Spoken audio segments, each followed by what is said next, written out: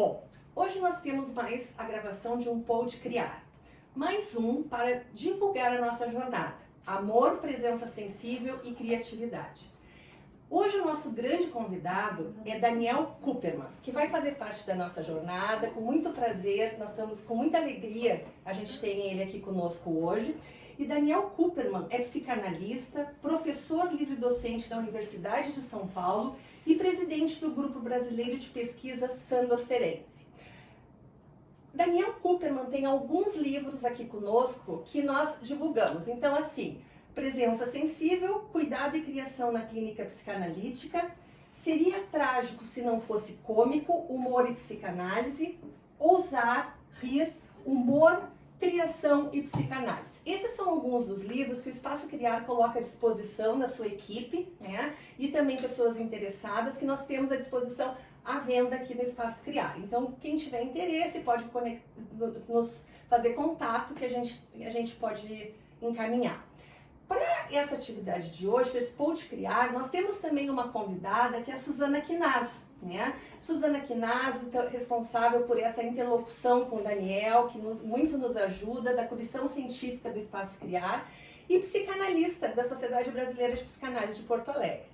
Então, a Suzana hoje, né, nesse momento tão especial, tão pré-jornada, que está nos deixando tão ansiosas, tão envolvidas com isso, né? Vamos conversar um pouquinho informalmente com o Daniel, vamos ver o que ele tem pensado, enfim. O que vocês têm estudado, porque tu está estudando com ele. Sim. Boa noite, Daniel. É uma alegria tê-lo aqui conosco no Espaço Criar. Seja bem-vindo e que esse encontro possa frutificar mais outros encontros. Daniel, nessa nossa jornada, né, nós vamos trabalhar Sandor Ferenczi.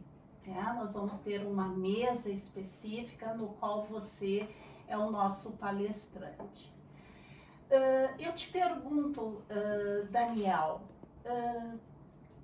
um estudante que está chegando, que vai presenciar a nossa jornada, que nunca ouviu falar do Sandor Ferenczi, o que tu diria para ele a importância desse pensador, desse psicanalista, hoje, contemporaneamente falando?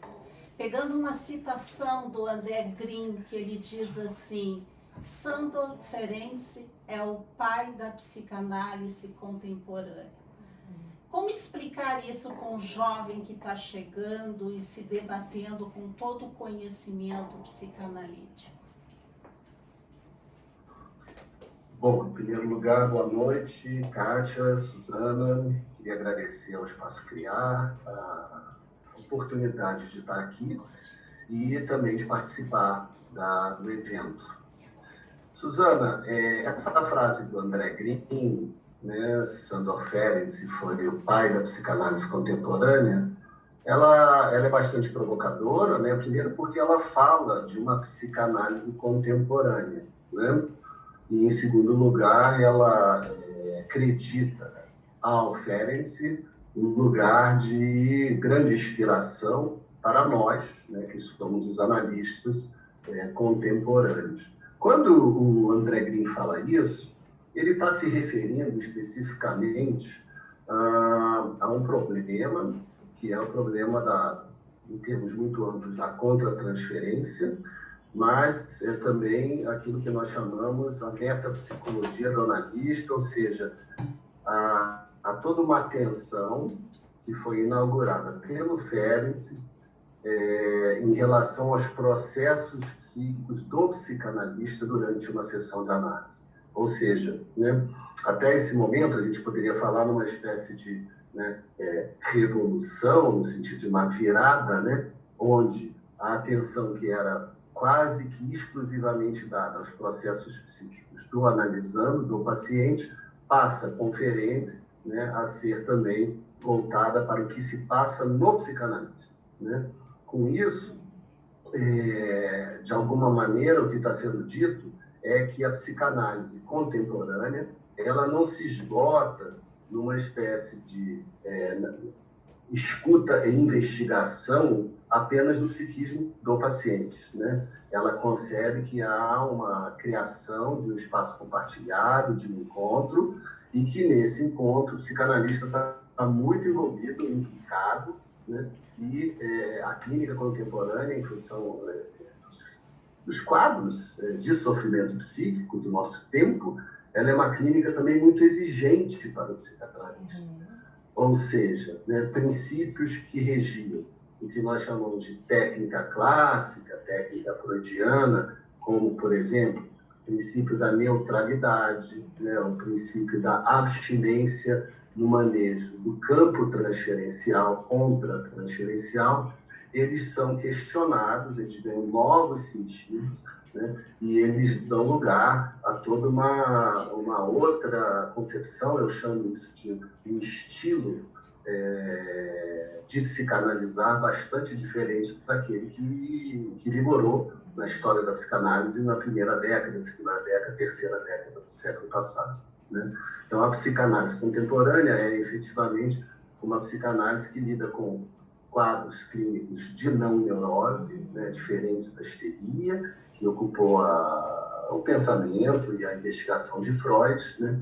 E com isso o psicanalista também ele é convocado a uma presença diferenciada, né, o que eu propus chamar de presença sensível na clínica. Daniel, o fato, falavas assim, né, a psicanálise há um tempo atrás, a psicanálise atual, nós nos deparamos hoje com, como tu falasse bem, assim, muito sofrimento psíquico, principalmente depois de um período pandêmico, né? Nós estamos em plena situação de guerra lá no outro lado do mundo, né? Mas enfim, que de alguma forma nos atinge e nos traz um sofrimento psíquico. Eu tenho percebido na clínica que tem vindo muito o pós-pandemia, não dá para dizer bem pós-pandemia, porque a gente está vendo, mas estamos de uma forma mais atenuada, muito sofrimento, muita angústia, muita ansiedade, né?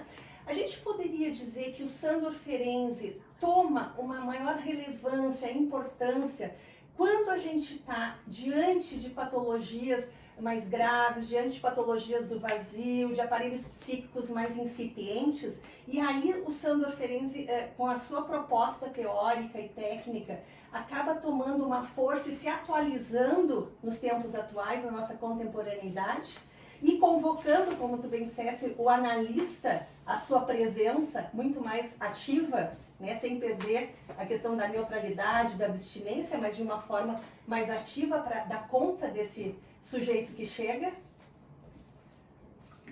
Então, você lembrou, né, da pandemia, a gente tem uma tendência a esquecer as coisas muito rapidamente, né? Esse é um ano importante, inclusive no Brasil, no nosso país, é um ano de eleições, né? E eleições são um prato cheio para a promoção de esquecimentos ativos, né?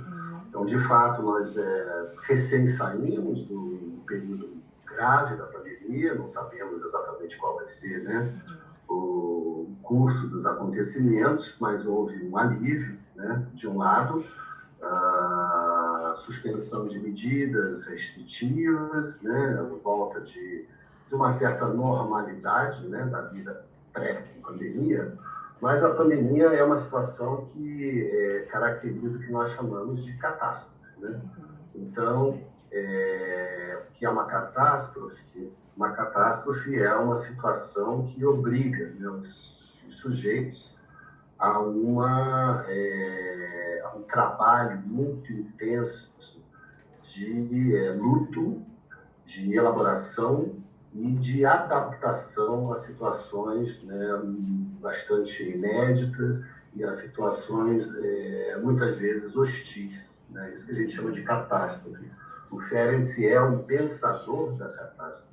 Inclusive, aproveito para dizer que agora em julho o Grupo Brasileiro de Pesquisas Sándor Ferenczi está lançando um livro exatamente com esse título, né, Ferenczi, Pensador da Catástrofe, com um texto discutindo o que foi a clínica na pandemia, né, reflexões sobre as exigências psíquicas de uma catástrofe sobre as subjetividades, né? Existe um conceito que é um conceito muito central na psicanálise. Ele foi bastante importante para Freud, né? E ele foi retomado e recriado, na verdade, pelo Ferenczi no final dos anos 1920, no início dos anos 1930, que é o conceito de trauma, né? Trauma, em grego, ferida. Então, como que nós lidamos com as feridas psíquicas, os traumas psíquicos que nos acometem. A catástrofe, ela tem um estatuto traumático.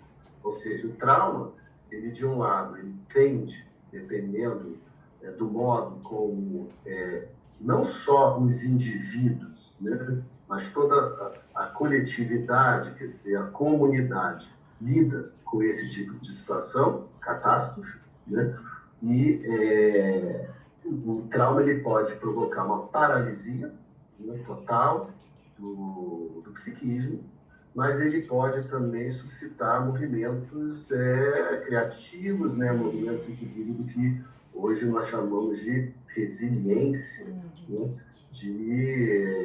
É uma competência do aparelho psíquico lidar com situações, né, adversas e transformar essas situações em situações favoráveis e até mesmo situações que possam trazer prazer, né? O aparelho psíquico é um buscador do prazer, né? Então, nesse resgate do problema do trauma, compreendido pelo Ferenczi, isso que ele chamou de traumatogênese, quer dizer, o processo pelo qual o trauma se instaura e as consequências de um trauma no aparelho psíquico, todas essas reflexões nos ajudam a pensar isso que nós vivemos, recém-vivemos e que muitos estão vivendo. Muitos perderam entes queridos, né? Muitos perderam negócios, empregos, né? Muitos perderam, jovens dizem, eu perdi 2 anos da minha juventude, né? Como nós escutamos isso de pré-adolescentes, de adolescentes, né? Então, foi um momento de grandes perdas, né? E a ideia de que o trauma ele não é um processo simplesmente individual, né? Ele é um processo que envolve o comum, a comunidade, o coletivo. Ela nos ajuda, então, essa ideia a pensar modos de lidar com o trauma e, sobretudo, modos de atender, de psicanalizar, né, pessoas que passaram por situações muito disruptivas, né? Então, não vou me estender aqui sobre a teoria do trauma, mas tem um conceito muito importante, né, nessa teorização, que é o modo como o Ferenczi utiliza o termo alemão Verleugnung, que é o termo que nós traduzimos habitualmente, né, por recusa da realidade, né? Freud utilizou esse termo em 1927 para falar do fetichismo, né, para falar de um mecanismo próprio das perversões. E o Ferenczi utiliza esse termo, Verleugnung, né, recusa, mas para falar de um processo que envolve o grupo. E aí nós optamos por traduzir isso por desmentido. Então, a situação de desmentido, ela é uma situação muito traumática, né? E nós vivemos, não só no Brasil, mas especialmente no Brasil, uma modalidade de desmentido que é chamada de negacionismo. O negacionismo é uma forma de desmentido, é uma forma de recusa da realidade, e o negacionismo como um discurso oficial, né, como um discurso de Estado, ele pode incrementar, quer dizer, tornar muito mais difícil o modo como nós lidamos com as situações que já são, por si mesmas, muito adversas. Daniel, a gente sabe, né, que o Ferenczi, né, sempre se destacou na sua clínica, né, com pacientes muito difíceis, né, a questão do traumático que ele traz, né. A gente percebe que a preocupação do Ferenczi foi sempre a técnica, a presença sensível do analista no set, tá? onde ele frisa, né, que o analista ele tem que ter o cuidado, né, o cuidado de não traumatizar o paciente, né, não reviver o trauma. Eu gostaria que tu pudesse falar um pouquinho sobre essa presença sensível do analista que o Ferenczi tanto aborda, tanto se destaca por isso, né? Essa ética do analista. Então, Suzana, para falar da presença do analista, é preciso que a gente recorde que o Ferenczi se propôs para o campo psicanalítico uma nova modalidade de defesa, né? Quer dizer, até então, a psicanálise ela era voltada, sobretudo, para o tratamento dos sujeitos neuróticos, ou seja, que tinham recalcado como modalidade de defesa privilegiada, né? O recalque. Então, esse tipo de analisante, e o Freud criou uma clínica capaz de promover uma escuta para o neurótico, é porque o recalcado retorna, né? O recalcado retorna na forma de que nós chamamos de formações inconscientes, ou seja, né, os pacientes sonham, eles cometem atos falhos, né? Eles fazem xistes, riem, né, de certo modo, das suas próprias desgraças. E a própria transferência, ela tem um estatuto, né, de atualização do que o Freud chamou experiências anteriores, né, chamadas imagens, né, inconsciência infantis. O Ferenczi começou a observar, na verdade, que muitos pacientes não se manifestavam, não expressavam na clínica isso que nós esperamos, né, como formações do inconsciente. Então, esses pacientes que são, né, pessoas que passaram por traumas mais comprometedores, eles apresentavam o que ele chamou de clivagem, né, ou clivagem narcísica. Então, a clivagem ela é um mecanismo de defesa diferente do recalque. Aparecia muita dificuldade de metaforização, né, a própria metonímia, modos de dizer de si mesmo, modos de se expressar na clínica, muito diferentes daqueles que a técnica clássica esperava, né? Então, a clivagem, se nós pensarmos que há um núcleo sensível muito protegido, né? Muito pouco acessível, isso leva o psicanalista a pensar como que eu posso acessar, né, o núcleo sensível e criativo desses pacientes. Então, o problema aqui é um problema de acessibilidade. Quer dizer, enquanto, né, a neurose ela tem uma maneira, em falando, né, associação livre, nós temos acesso ao que se passa no inconsciente do analisante, né? O inconsciente se manifesta, na verdade, ele se atualiza no campo transferencial. Com os pacientes privados não é exatamente assim, né? Então, isso levou, né, o Ferenczi e muitos analistas depois dele, com destaque para um analista que é muito influente no Brasil hoje, que é o Winnicott, né, o Donald Winnicott, que trabalhou com essa noção de clivagem, apesar de que ele nomeia isso de split, né, basic split, a cisão básica da personalidade, mas é da clivagem que se trata. A problemática aqui é como acessar, né, aqueles analisantes para os quais a sua própria vida psíquica criativa é inacessível, né? Então, aí toda a ideia de uma ética do cuidado, né, um manejo da transferência diferenciado, isso que você recordou como uma presença, o estatuto de uma presença mais afetiva do psicanalista, tem a ver, não é uma questão de, vamos chamar assim, de gosto pessoal, né? É uma questão de concepção, a gente pode dizer até diagnóstica, dependendo, né, daquilo que promove o sofrimento nos analisantes, nós precisamos nos posicionar de uma maneira diferente, né? Então, toda essa concepção de de que cada analisando núcleos não neuróticos convivem com núcleos neuróticos, expandiu muito a clínica psicanalítica, né, ao longo do século passado e, consequentemente, né, obviamente, nesse início do século XXI, no qual nós falamos de uma psicanálise contemporânea. Quer dizer, a técnica psicanalítica, ela não é um produto acabado. E Freud sabia disso. Quer dizer, em vários momentos da sua obra, Freud fala de caminhos da técnica psicanalítica, né? Ele fala de transformações necessárias, de que o psicanalista precisa escutar os modos de sofrimento do seu tempo.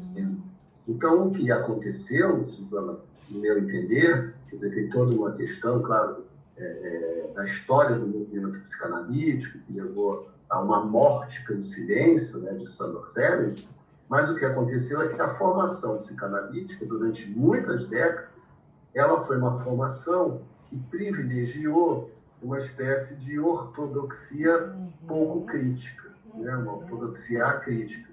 Então, essa ortodoxia acrítica, ela tentou manter, né, a mesma clínica dos anos 10, dos anos 20, nos anos 80 e nos anos 2020. Né? E o que nós precisamos hoje é, de alguma maneira, nos livrarmos desse tipo de superego teórico, superego técnico, do que nós e nossos contemporâneos sofrem de fato.